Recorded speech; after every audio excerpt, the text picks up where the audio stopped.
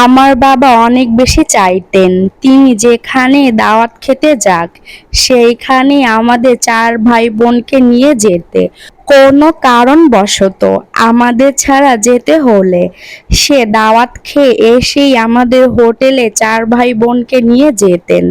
দাওয়াতে গিয়ে যে খাবারটা খেয়েছেন ঠিক সেম ওই খাবারটাই আমাদের খাওয়াতেন। অথচ আমার মাকে নিয়ে তার তেমন একটা ভাবনা ছিল না। আসসালামু আলাইকুম, আপনারা সবাই কেমন আছেন? আলহামদুলিল্লাহ আমরা অনেক ভালো আছি। আমাদের যৌথ পরিবার ছিল। আব্বা শাড়ি কিনলে 5টা কিনতেন, 3 ফুপুদের জন্য 3টা, মায়ের জন্য একটা আর দাদির জন্য একটা। দাদিকে দেওয়ার জন্য তার আরো সন্তান ছিলেন। আমার ফুপিদেরও স্বামী ছিলেন, কিন্তু আমার মায়ের স্বামী ছাড়া আর কেউ তো ছিল না। দিন শেষে আমার মাই ঠকে যেত।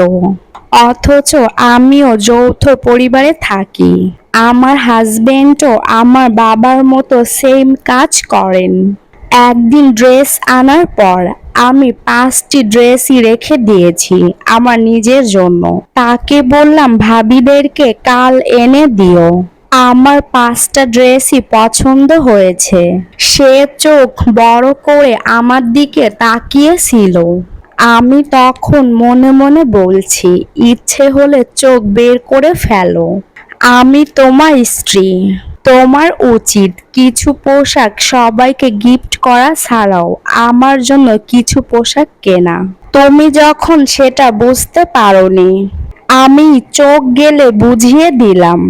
আমার হাজবেন্ড কখনো আমার বাচ্চাদের নিয়ে কোথাও যায় না, কখনো যাবেও না।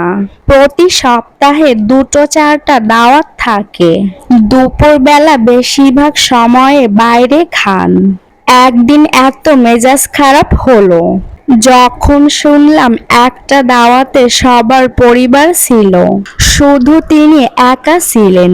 ওই দিন আমি কারো অনুমতি না নিয়ে রেডি হয়েই বাচ্চাদেরকে নিয়ে বাহির থেকে ঘুরে এলাম। বাচ্চাদেরকে রেস্টুরেন্ট থেকে খাইয়ে আনলাম। নারীদের জীবন কখনোই মসৃণ হয় না। কেউ আপনার ইচ্ছে অনিচ্ছার মূল্য দিবে না। আপনার জায়গা আপনাকেই করে নিতে হবে, হয় বুদ্ধি দিয়ে না হয়তো বিচক্ষণতা দিয়ে। কারণ অধিকাংশ পুরুষ তো নারীদের মানুষই মনে করে না।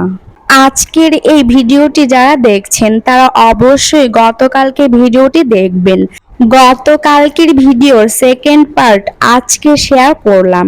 আজকের এই ভিডিও রেসিপিটা এবং কথাগুলো আপনাদের কাছে কেমন লেগেছে অবশ্যই কমেন্টের মাধ্যমে জানাবেন। নেক্সট ভিডিও দেখার আমন্ত্রণ জানিয়ে আজকে ভিডিওটি শেষ করছি। আপনারা সবাই ভালো থাকবেন, সুস্থ থাকবেন, আমাদের জন্য দোয়া করবেন। আল্লাহ হাফিজ। আসসালামু আলাইকুম।